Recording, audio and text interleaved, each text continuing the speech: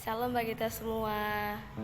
Saat hari ini kita boleh bertemu dalam kasih Tuhan, dalam pembelajaran kita pada saat hari ini mengenai gereja yang bersaksi dan melayani di dunia. Sebelum kita mulai pelajaran kita terlebih dahulu kita satukan hati kita berdoa. Kami bersyukur Tuhan buat kasih-Mu saat hari ini yang terus mengalir dalam hidup kami. Saat hari ini Tuhan, dalam proses pembelajaran kami, biarlah kiranya Engkau berkarya dalam hidup kami, menerangi setiap pikiran kami, hati kami saat hari ini. Biarlah dalam pembelajaran kami Tuhan, kami boleh Tuhan menerima pelajaran dengan baik. Terima kasih Tuhan Yesus, haleluya, amin. Saat hari ini kita akan belajar yaitu mengenai arti gereja, jenis-jenis pelayanan yang dilakukan di gereja, dan jenis-jenis pelayanan gereja yang dilakukan dalam sosial, dan contoh-contoh dalam pelayanan gereja. Nah, yang pertama kita mau belajar, kita mau memahami arti dari gereja. Menurut Kamus Besar Bahasa Indonesia, gereja diartikan yaitu sebagai rumah atau tempat berdoa dan melakukan upacara agama Kristen. Dalam bahasa Yunani disebut yaitu eklesia, yang artinya orang-orang yang dipanggil Tuhan dari kegelapan menuju terang yang ajaib. Nah, ciri-ciri gereja yaitu ada dua. Yang pertama yaitu kumpulan orang Kristen sebagai hamba Tuhan yang melayani, dan yang kedua yaitu kumpulan orang percaya yang selalu dipelihara Tuhan. Nah, sekarang konsep dari gereja yaitu merupakan suatu perwujudan karya Allah yang konkret atau nyata. Jadi inti dari gereja yaitu orang-orang yang terpanggil dari kegelapan menuju terang akan diubahkan oleh Tuhan. Nah, sekarang kita akan belajar mengenai jenis-jenis pelayanan di gereja. Yang pertama yaitu diakonia. Ada yang tahu apa artinya diakonia? Yaitu pelayanan atau melayani, yang artinya itu segala bentuk pelayanan, karya pelayanan sosial gereja bagi semua yang membutuhkan. Yang kedua yaitu koinonia atau persekutuan, atau segala bentuk peran serta umat dalam persekutuan untuk membina persaudaraan sebagai anak-anak Allah. Yang ketiga yaitu marturia atau kesaksian hidup. Nah, kalau ada anak-anak yang mau bersaksi atau dia mau menceritakan kisah hidupnya, itu disebut marturia, yaitu segala bentuk peran serta yang menjadi saksi Kristus bagi dunia. Dan yang terakhir yaitu liturgia atau menguduskan, ya, artinya itu segala bentuk peribadatan kepada Tuhan, baik yang bersifat pribadi maupun bersama-sama. Nah, sekarang kita sudah belajar mengenai jenis-jenis pelayanan. Dan sekarang yaitu kita akan belajar mengenai jenis-jenis pelayanan gereja yang dilakukan di dalam sosial. Ada yang tahu? Oke, yang pertama jenis-jenis yang gereja lakukan di dalam lingkungan yaitu pertama yaitu menolong orang lain atau membantu orang lain. Dan yang kedua yaitu kita boleh lakukan memberi sumbangan kepada orang-orang yang tidak mampu, memberi berkat bagi orang-orang yang membutuhkan. Yang ketiga kita boleh lakukan yaitu mengikuti bakti sosial, di mana gereja-gereja juga sering melakukan bakti sosial terhadap lingkungan. Dan yang keempat yaitu kita boleh lakukan penyuluhan. Dalam gereja juga kita boleh melakukan penyuluhan. Nah, itu jenis-jenis pelayanan yang gereja lakukan di dalam sosial. Sekarang kita mau belajar yaitu contoh-contoh dari pelayanan gereja. Nah, kalau anak-anak semua ingin melayani Tuhan, ada beberapa contoh, bukan contoh sih sebenarnya. Ini adalah bentuk pelayanan kita di gereja, yaitu pemain musik. Kalau mungkin anak-anak mau melayani Tuhan di bagian seni musik, ada itu pemain musik drum, ada pemain bass, ada juga pemain piano atau keyboard. Itu adalah bentuk-bentuk pelayanan di gereja, yaitu ini juga ada sebagai singer dan song leader di depan. Kalau mungkin anak-anak mau melayani Tuhan, boleh kita sama-sama belajar. Dan juga sebagai petugas kolekte, penerima tamu adalah pelayanan Tuhan. Bahkan pembersih gereja adalah pelayanan Tuhan. Nah, jadi saat ini kita belajar yaitu mengenai pelayanan di sekolah, pelayanan di gereja, pelayanan di sosial. Nah, bagaimana secara kita menyikapi pelayanan-pelayanan tersebut? Jadi, terkhusus buat anak-anak yang terkasih dalam Tuhan Yesus, apapun bentuk pelayanan kita, baik dalam keluarga kita, di gereja, di sosial, lingkungan, kita mau melayani dengan sungguh-sungguh. Karena apa? Karena pelayanan yang kita lakukan dengan kerendahan hati, maka Tuhan akan cinta kepada kita. Di dalam firman Tuhan juga, kita buka Alkitab kita ya. Kalau anak-anak juga sudah bisa membaca Alkitab, saya yakin juga anak-anak juga bisa membaca Alkitab. Kita buka di dalam Kolose 3 ayat 23. Firman Tuhan katakan, apapun juga yang kamu perbuat dengan segenap hatimu, seperti untuk Tuhan dan bukan untuk manusia.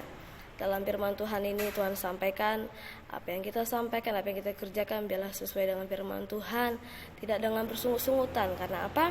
Karena kita melayani Tuhan dengan kerendahan hati kita, tidak dengan bersungut-sungut, tidak dengan jemu-jemu. Jadi anak-anak Tuhan terkasih, biarlah kita melayani Tuhan. Lihat pembelajaran kita saat hari ini, kita mau melayani Tuhan dengan kerendahan hati kita. Oke, di sini ada beberapa soal yang akan Ibu bacakan.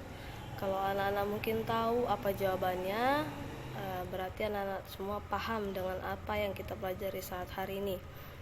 Soal yang pertama yaitu, manakah yang termasuk pelayanan di dalam gereja?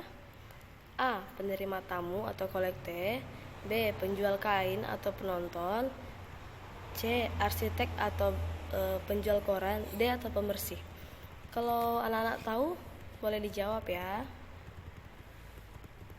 Dan soal selanjutnya, kalau anak sepaham yaitu sikap melayani haruslah titik-titik, harus bagaimana? Yang A, rendah hati. Yang B, bersungut-sungut. Yang C, tinggi hati. Atau D, yang tidak peduli. Dan selanjutnya soal yang terakhir, Ibu hanya kasih 3 soal. Dan yang terakhir yaitu, apakah melayani Tuhan terbatas? A, tidak. B, suka-suka. Atau C, terbatas. Atau D, tertentu. Nah, hanya 3 soal yang Ibu kasih. Sangat mudah untuk dijawab. Yang pertama yaitu, mana termasuk pelayanan. Yang kedua, bagaimana sikap melayani. Dan yang terakhir, apakah melayani Tuhan terbatas. Mungkin anak-anak sudah tahu. Dan yang Ibu mau di sini, ketika kita sudah belajar mengenai pelayanan Tuhan, bagaimana sikap kita. Dan selanjutnya yaitu yang kita lakukan di dalam lingkungan kita, yaitu melakukan firman Tuhan. Di dalam keluarga juga kita akan melakukan firman Tuhan. Dan terlebih-lebih di dalam sekolah kita harus melakukan firman Tuhan. Karena melayani itu tidak terbatas. Nah, materi kita yang pertama kita sudah selesai. Selanjutnya kita akan melanjutkan materi kita yang kedua, yaitu tentang mengenal dan meneladani arti murid Yesus. Anak-anak tahu berapa jumlah murid Yesus? Ya, murid Tuhan Yesus ada 12 orang. Yang pertama kita belajar dari murid Tuhan Yesus, yaitu Simon Petrus. Simon Petrus merupakan salah satu murid yang paling dekat dengan Yesus. Dia sebagai nelayan, ia bekerja di Kapernaum, dan ia bertemu dengan Tuhan Yesus ketika sedang menjala ikan di laut. Tetapi kita tahu ya, Petrus itu sangat dekat dengan Tuhan, tetapi dia telah berbuat jahat kepada Yesus. Kenapa? Karena dia yang telah menyangkal Yesus. Sebanyak berapa kali anak-anak?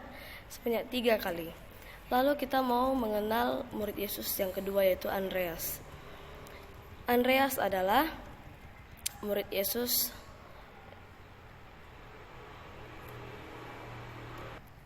Andreas adalah murid Yesus, yang dimana kita tahu ketika waktu Yesus memakan 5.000 orang, dan Andreas adalah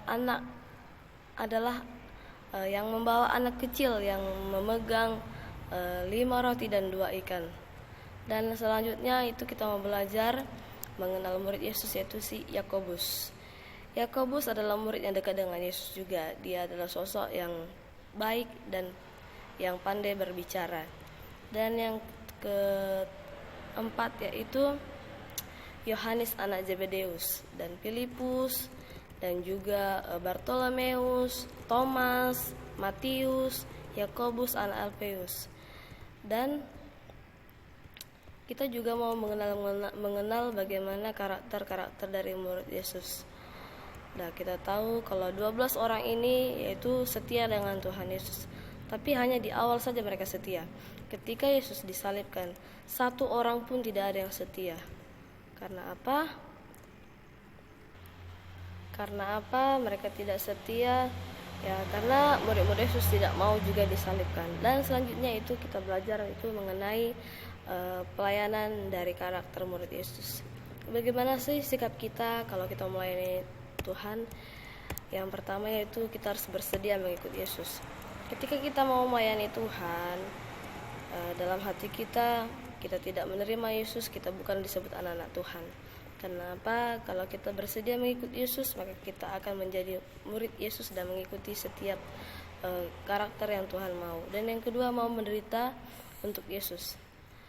Anak-anak yang terkasih dalam nama Tuhan Yesus, ketika kita mempunyai pergumulan atau mempunyai masalah, itu merupakan cara Tuhan untuk menguatkan setiap iman kita.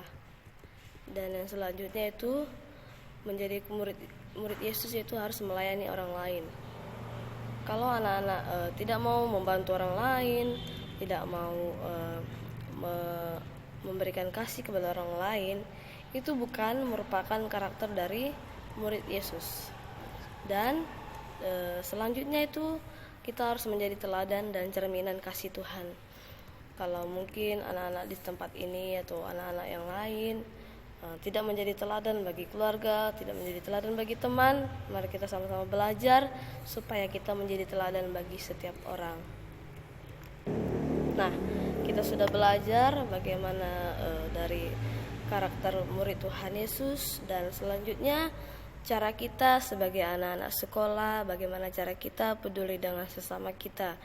Kalau Tuhan Yesus saja setia dengan murid-muridnya, dan begitu juga murid-muridnya setia dengan Tuhan Yesus, kita harus setia sebagai anak-anak, setia dengan apa yang kita kerjakan, setia dengan sekolah kita, setia dengan pelayanan kita, setia dengan orang tua kita.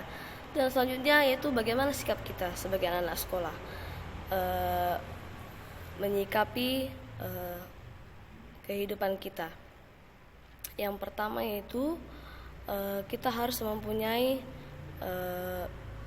jiwa dan rasa semangat untuk bersekolah, terkhususnya buat anak-anak yang masih sekolah.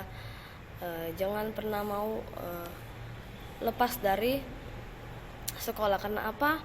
Kita melihat zaman sekarang, sedangkan yang sarjana saja masih terbatas untuk pekerjaan, apalagi anak-anak yang tidak bersekolah, tidak mau melanjutkan studinya, akan sulit untuk mempunyai pekerjaan. Kita tidak mau mempunyai pekerjaan yang seperti contohnya pengamen, peminta-minta di jalanan, ataupun yang hidupnya susah. Jadi dalam pembelajaran kita saat hari ini sangat terberkati. Kita sudah belajar mengenai pelayanan di gereja, bagaimana dari awal kita sudah diajari untuk melayani Tuhan. Dan yang kedua, kita belajar bagaimana karakter murid-murid Tuhan Yesus melayani Tuhan dengan kerendahan hatinya. Jadi buat seluruh anak-anak yang terkasih dalam nama Tuhan Yesus, ketika kita sudah mengenal apa itu pelayanan, dengan kita tahu apa itu pelayanan, dan kita mengenal dan kita melihat bagaimana karakter murid Tuhan Yesus, biarlah kita boleh lakukan dalam kehidupan kita. Kita boleh mengerjakan apa yang berkenan di hadapan Tuhan. Supaya apa? Supaya kehidupan kita dan apa yang kita cita-citakan boleh Tuhan berkati. Kalau mungkin anak-anak juga banyak pergumulan, banyak cita-cita, banyak yang mau dikerjakan, ya kuncinya adalah tetap setia.